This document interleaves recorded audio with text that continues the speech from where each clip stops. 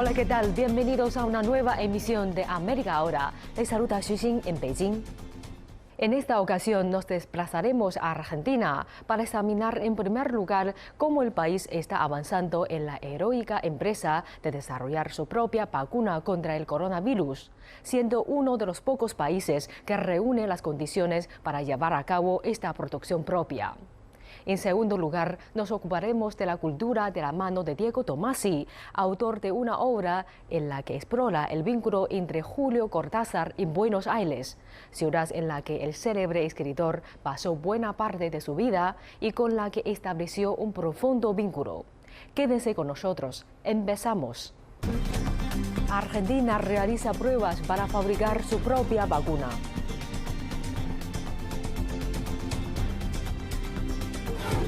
Diego Tomasi indaga el vínculo entre Julio Cortázar y la ciudad en la que pasó buena parte de su vida. Con el avance de la pandemia del COVID-19, Argentina ha puesto en marcha la esperanzadora tarea de desarrollo de una vacuna propia contra el coronavirus. Es uno de los pocos países del mundo que cuenta con la capacidad y los recursos humanos para hacerlo posible.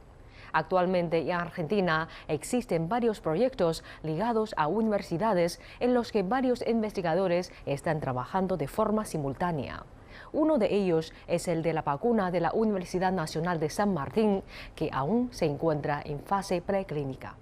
Primero tenemos las vacunas que vienen de afuera, pero que se están fabricando en la Argentina. Eso quiere decir que acá había una capacidad instalada y recursos humanos como para poder hacerlo. Eso no puede hacerse en cualquier lugar del mundo.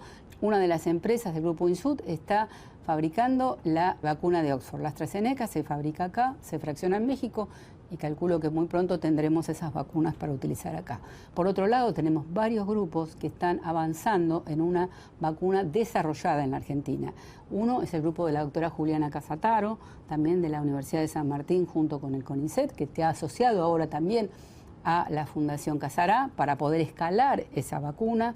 Mi nombre es Juliana Casataro, yo soy profesora asociada en la Universidad Nacional de San Martín, investigadora principal del CONICET.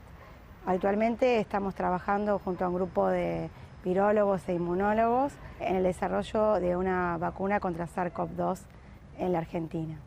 En marzo del 2020 empiezan los primeros casos de coronavirus en Argentina y creo que fueron en esas semanas que hubo un encuentro en el Ministerio de Ciencia y Tecnología donde la mayoría de los científicos nos juntamos para ver qué podíamos hacer entre todos. En ese encuentro surge la idea de que lo primero que había que hacer son kits de diagnóstico para poder diagnosticar la enfermedad. Se habló de eso, de ensayos serológicos también, de tratamientos, pero la verdad que en ese momento lo del trabajar en una vacuna parecía muy lejano, o lo primero que se necesitaba en Argentina era eso.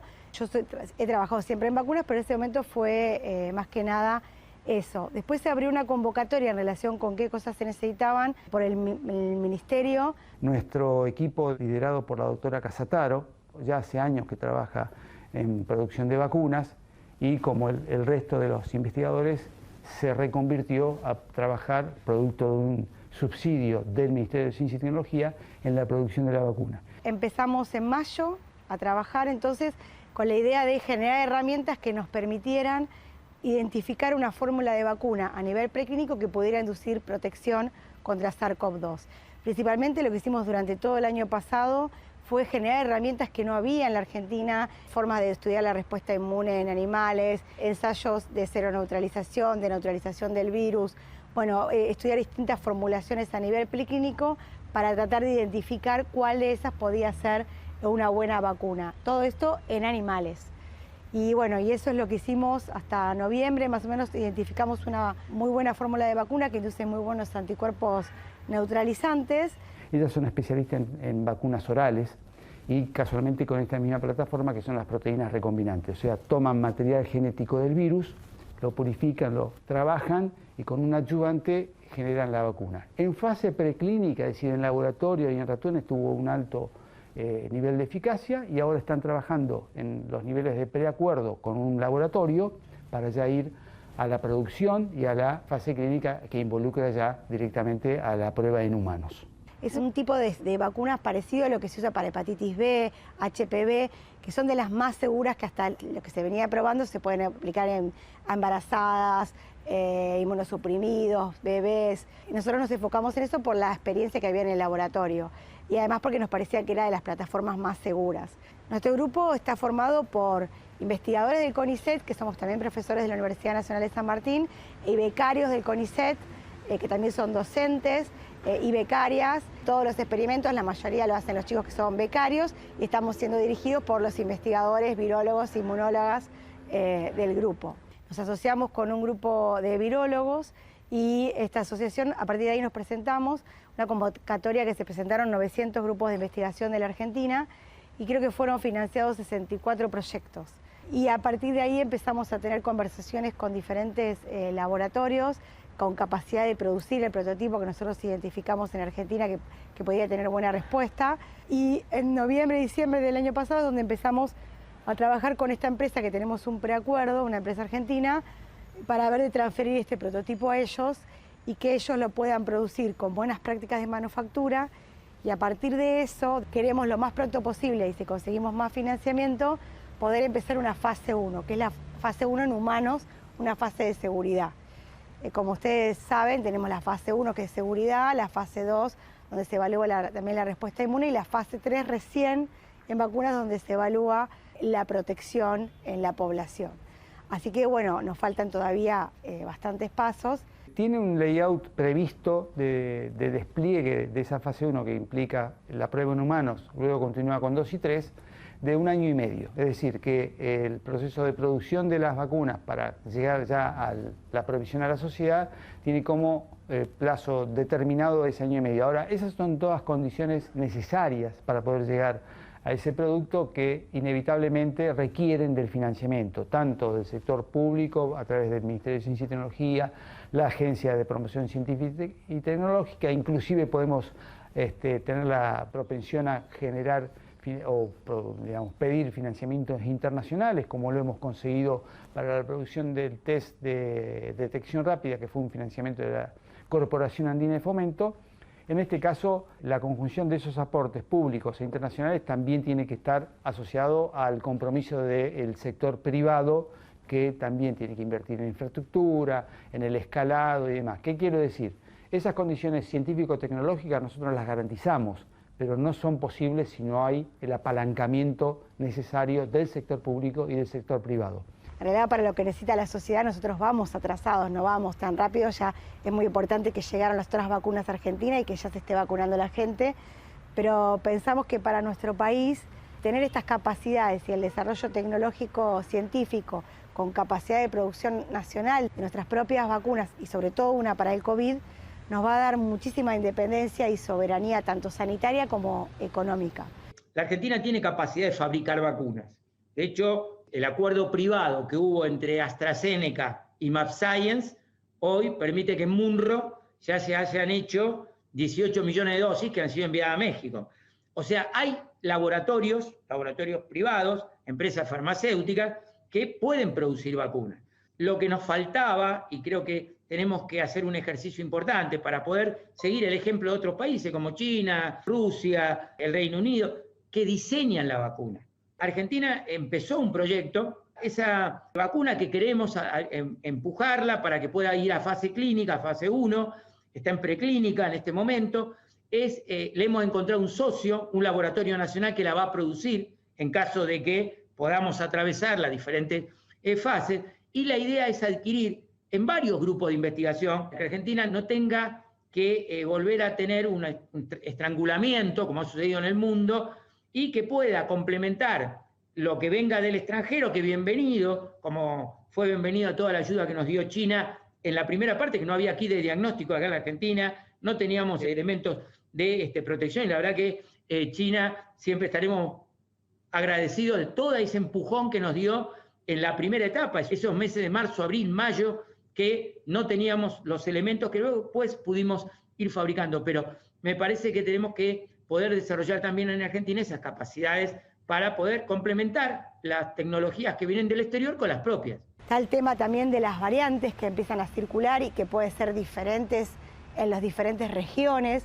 Entonces, como país, hay, por ejemplo, un grupo que se llama Grupo País que está justamente estudiando las diferentes variantes que circulan por nuestro país. Nosotros estamos asociados con ellos y el formato con el que estamos haciendo la vacuna es un formato que se puede ir cambiando, si se necesita ir cambiando en el futuro para las diferentes variantes. Tenemos como divididas las tareas para tratar de ir más rápido y ir cada uno con su especialidad, lo que fuimos aprendiendo durante todo este año también de las nuevas técnicas. Nuestro proyecto es uno de los 128 proyectos a nivel preclínico que hay en el mundo. Y si bien parece que hay muchos proyectos, y es verdad, se está viendo actualmente que se van a necesitar muchas vacunas de ahora en más, que los distintos países es importante que tengan estas capacidades para que no pase, bueno, como nos pasó ahora, de tener que estar esperando que nos lleguen de otros lugares las vacunas. Creo que la pandemia mostró claramente, ¿no?, que un país para poder enfrentar emergencias necesita tener una respuesta de sus propias universidades, de su propia capacidad científica para resolver problemas que en medio de crisis como la que hemos vivido, no hay manera de resolverlas porque cada país trata de proteger a sus ciudadanos. Hemos visto espectáculos donde los aviones trayendo insumos de otros países para ayudar eran detenidos e incautados prácticamente. Entonces, en esos momentos es donde se ve las capacidades que tienen los países. Esperemos que eso sea posible, estamos trabajando en ese sentido y que en 1 año y medio,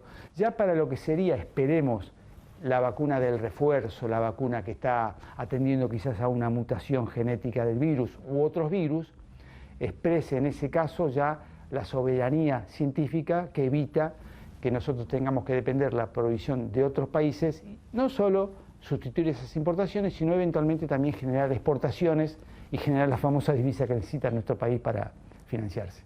Creo que hay un cambio en el orden mundial en el sentido de que va a ser necesario aumentar las capacidades de producción y desarrollo de vacunas en todos los países. Pudimos, y ahí va también el agradecimiento a nuestros investigadores, tener esa doble expresión de aptitud.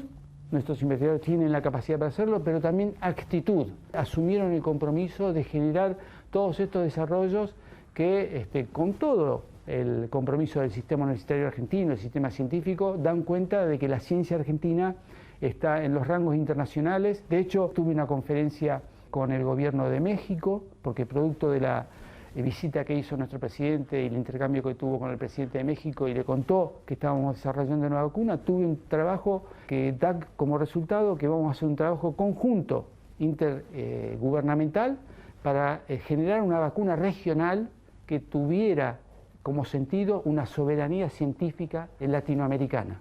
Ustedes saben qué es lo que ocurre con el manejo y la distribución de las vacunas a nivel mundial, y entonces nosotros creemos que la capacidad que tienen nuestros países debe poder dar como resultado que nuestras sociedades tengan estos bienes imprescindibles para retomar una vida que a mí no me gusta decir normalidad, porque si hay situaciones de inequidad, situaciones de desigualdad, situaciones de injusticia, no es normal que ocurra, sí es habitual. Entonces, volver a una habitualidad que genere las condiciones de una vida mejor. Ese es nuestro compromiso. Formar un investigador o una investigadora lleva muchísimos años, muchísimos años. Si hubiéramos tenido miles de millones de dólares para desarrollar algo acá y no hubiéramos tenido los recursos humanos, de ninguna manera se hubiera logrado lo que se logró. De ahí la importancia de la inversión en ciencia y tecnología. Nosotros fuimos muy maltratados en los últimos años y se preguntaban ¿para qué servía la inversión en ciencia y tecnología? Y servía para esto. Nosotros lo dijimos en esos años. Puede venir algo que no conocemos, desgraciadamente vino, y se necesitaba una comunidad científica, tecnológica y universitaria.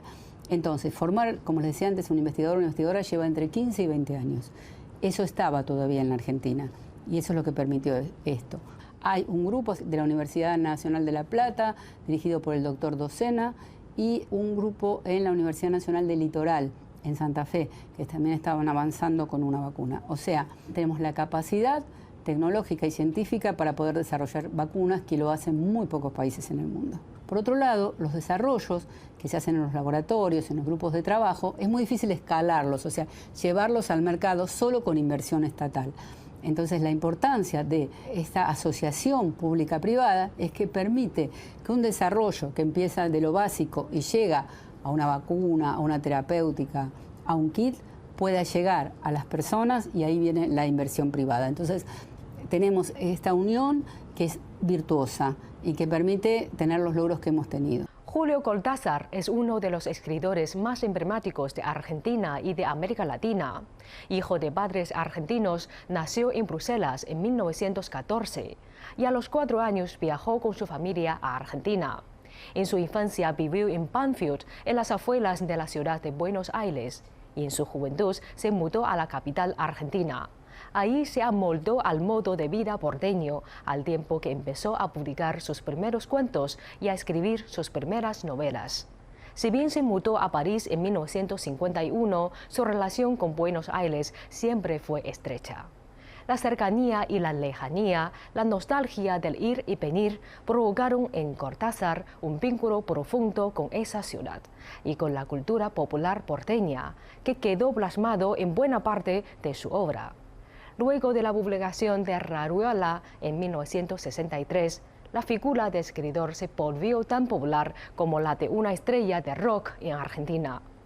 Yo soy un porteño perfecto y no podría escribir sobre otra cosa, dijo en una de las últimas entrevistas que dio antes de su muerte en 1984.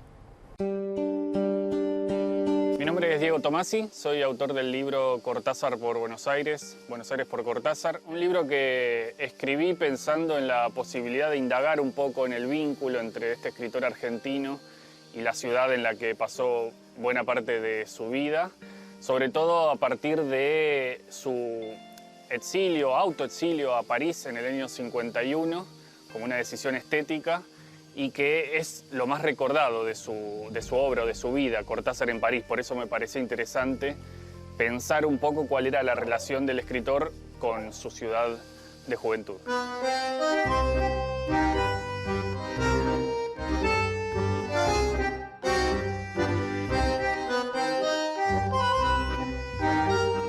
Yo tenía 6 años cuando mi padre se fue de mi casa para siempre.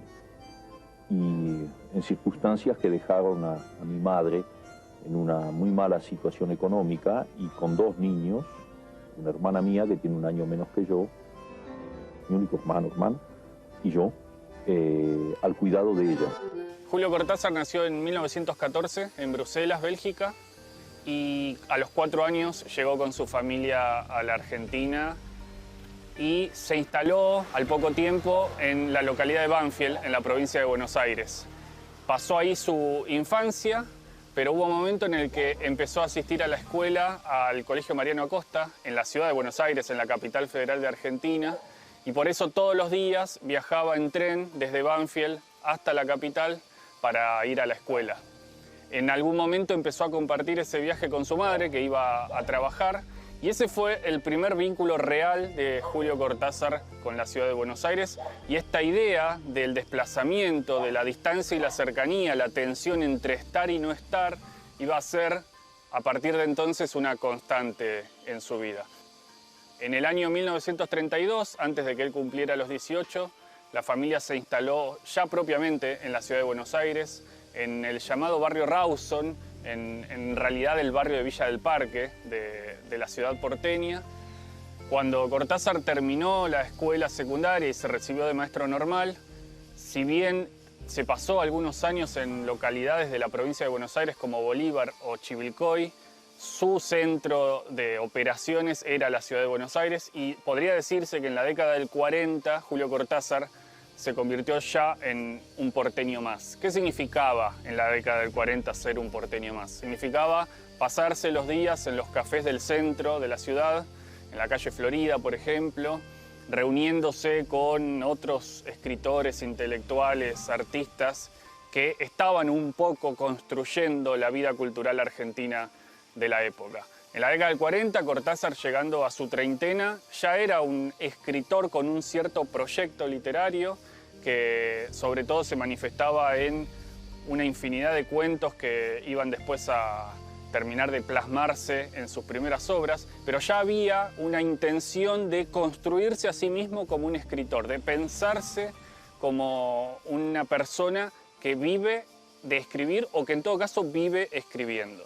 Me parece ver la vibración del salto, sus piernitas desprendiéndose y el grito que las emborracha en esa nada del caer y aniquilarse. Tristes gotas, redondas, inocentes gotas. Adiós, gotas. Adiós.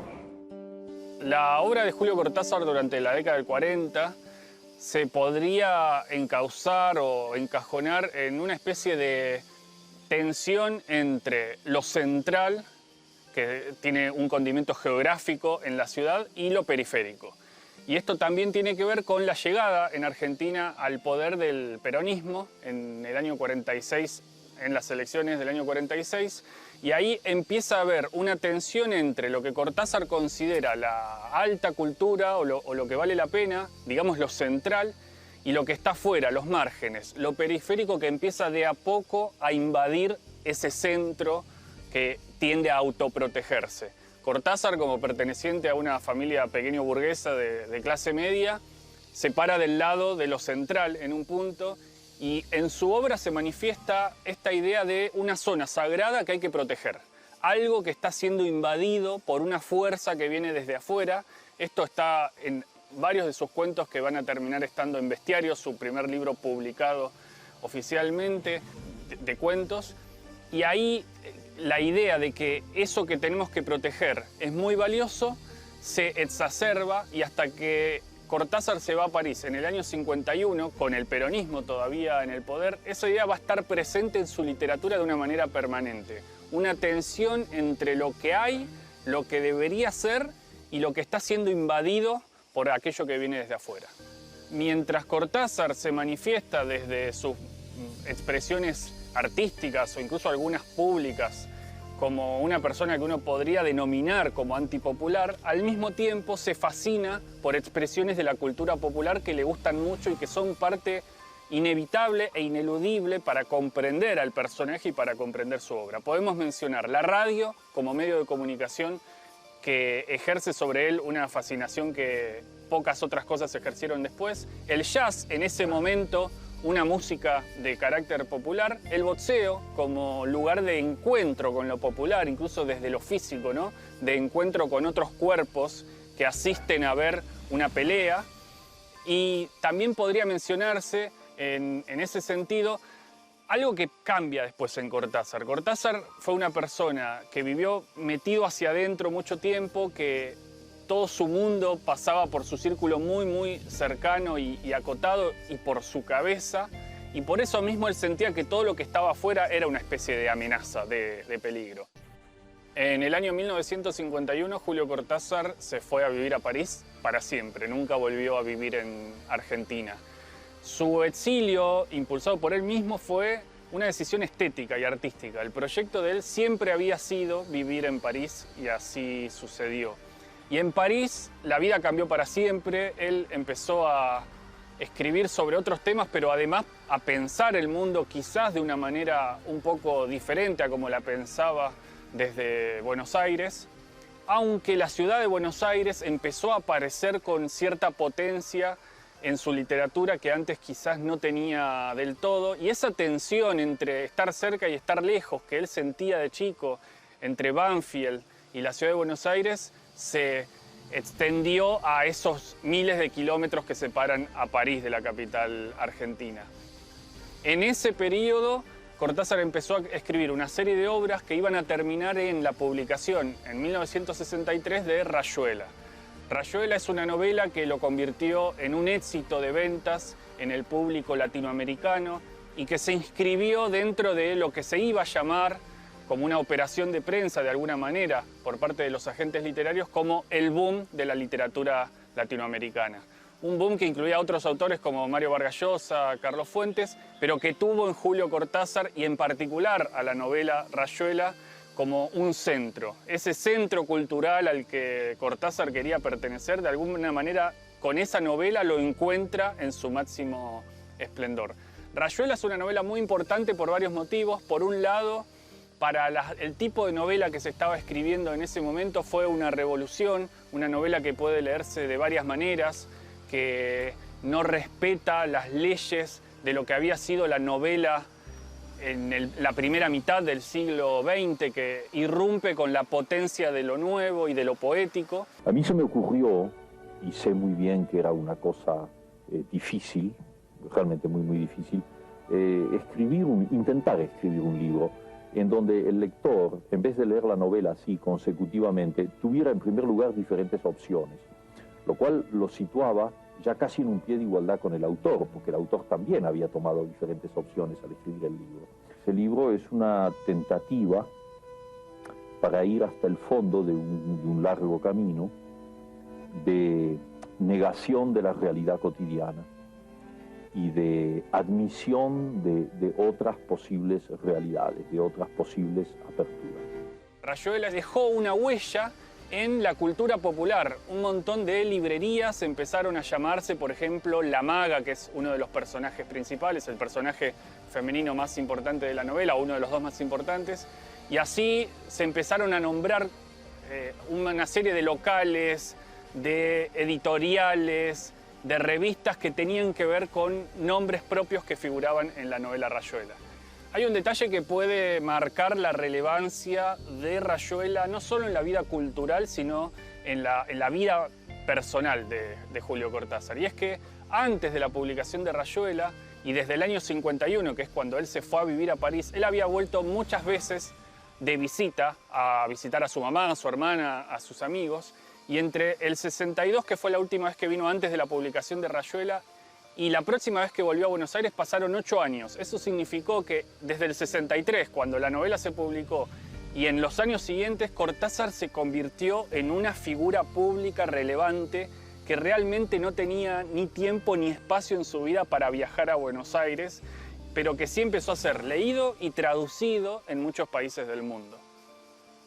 La década del 60 ubicó entonces a Julio Cortázar en el centro de la escena cultural latinoamericana, argentina en particular, aún cuando él vivía en París. En los años siguientes empezó a acercarse a determinadas causas populares de distintos países, de Cuba, de Nicaragua, de Chile, y ese periodo diríamos que concluye con su muerte en el año 84. Él había visitado su país, la Argentina, unos meses antes, cuando estaba por asumir el nuevo presidente democrático, Raúl Alfonsín.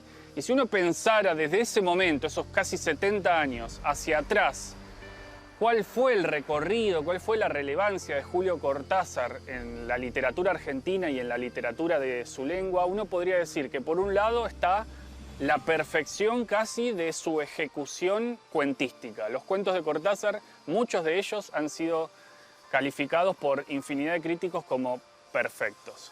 Pero además, al mismo tiempo, esa perfección destruida o despedazada por la búsqueda estética, por la necesidad de hacer un libro distinto cada vez. Una vez que se publicó Rayuela, por ejemplo, el libro siguiente debió ser necesariamente diferente para que esa fórmula a la que él había llegado no se convirtiera en algo cristalizado, que era lo que le interesaba. Nunca le interesaba quedarse quieto. Esa idea de cercanía y distancia también la aplicaba a su literatura. Y cuando uno observa algún comportamiento del público lector en Argentina en su última visita en el año 83, uno puede tomar real dimensión de la importancia de Cortázar. Un escritor que, saludado en la calle, era querido como si fuera una estrella de rock y que, al margen de su literatura, saltó el cerco de los ambientes literarios para ser querido y admirado por personas que no necesariamente leen todo el tiempo o que leyeron toda su obra, pero que sí definitivamente lo dejan entre una de las figuras más importantes de la cultura popular argentina. Yo llevo a Buenos Aires puesto, como otros llevan los zapatos, y lo paseo conmigo en cualquier lugar, como emigrado, como exilado, como turista, da lo mismo. Yo no cambio en ese sentido. Así terminamos esta edición de América Ahora. Les recordamos que pueden seguirnos a través de nuestras cuentas oficiales de CGTN en español en las redes sociales. Soy Xuxin en Beijing. Gracias por acompañarnos. Hasta la próxima.